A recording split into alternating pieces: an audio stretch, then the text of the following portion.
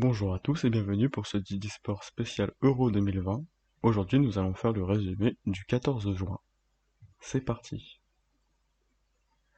Alors les matchs du jour, nous avions à 15 heures le deuxième match du groupe D entre l'Écosse et la République tchèque. À 18 heures, nous avions Pologne-Slovaquie, le premier match du groupe E. Et à 21 heures, Espagne-Suède, le deuxième match de ce groupe E. Alors, tout d'abord, à 15 heures, en Écosse, la République tchèque s'est imposée 2 buts à 0 à Glasgow, grâce à un doublé de Patrick Schick qui a notamment marqué du milieu de terrain.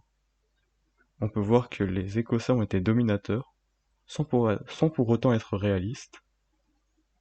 La République tchèque s'impose donc 2 buts à 0.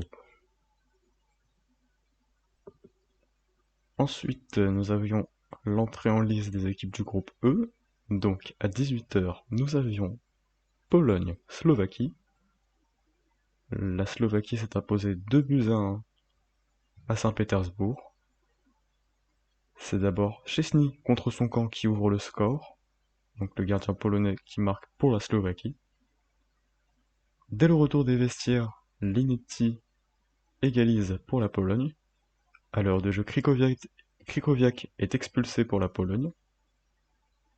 Et enfin, à 20 minutes du terme de cette rencontre, c'est Skriniar qui redonne l'avantage à la Slovaquie. Encore une fois, on peut voir que l'équipe qui a perdu est l'équipe qui a dominé cette rencontre. Enfin, à 21 heures, nous avions l'un des chocs de ce groupe qui opposait l'Espagne à la Suède. L'Espagne a été dominatrice dans tous les compartiments du jeu. On peut voir qu'elle a réalisé 17 tirs, qu'elle a eu le ballon 86% du match, qu'elle a notamment réalisé plus de 900 passes, mais ça ne se voit pas au score, qui est resté à 0-0. La Suède a quasiment été inexistante dans ce match, mais a eu une belle occasion quand même avec Alexander Isak. Malheureusement, l'attaquant de la Real Sociedad n'a pas converti son occasion. C'est dommage. Mais score final 0-0. La Suède qui s'en sort très très bien puisqu'elle ramène un point d'un déplacement très laborieux à Séville.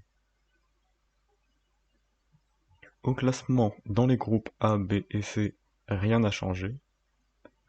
En revanche, dans les groupes D et E, il y a eu du changement, en effet. La République tchèque prend donc la tête de son groupe devant l'Angleterre à la différence de but. La Croatie se retrouve donc devant l'Écosse, également à la différence de but. Dans le groupe E, c'est donc la Slovaquie qui prend la tête du groupe grâce à sa victoire en Pologne, enfin, en Russie mais face à la Pologne. Et donc l'Espagne et la Suède, qui se sont neutralisées sur le score de 0-0, sont toutes les deux à égalité avec un point. Le 15 juin, vous retrouverez les entrées en lice des équipes du groupe F. Tout d'abord à 18 heures, Hongrie-Portugal en Hongrie, à Budapest. Et enfin à 21 heures, le match que tout le monde attend, depuis le tirage au sort, France-Allemagne, les deux derniers vainqueurs de Coupe du Monde qui vont s'affronter dès la première journée de phase de groupe à 21 heures à Munich.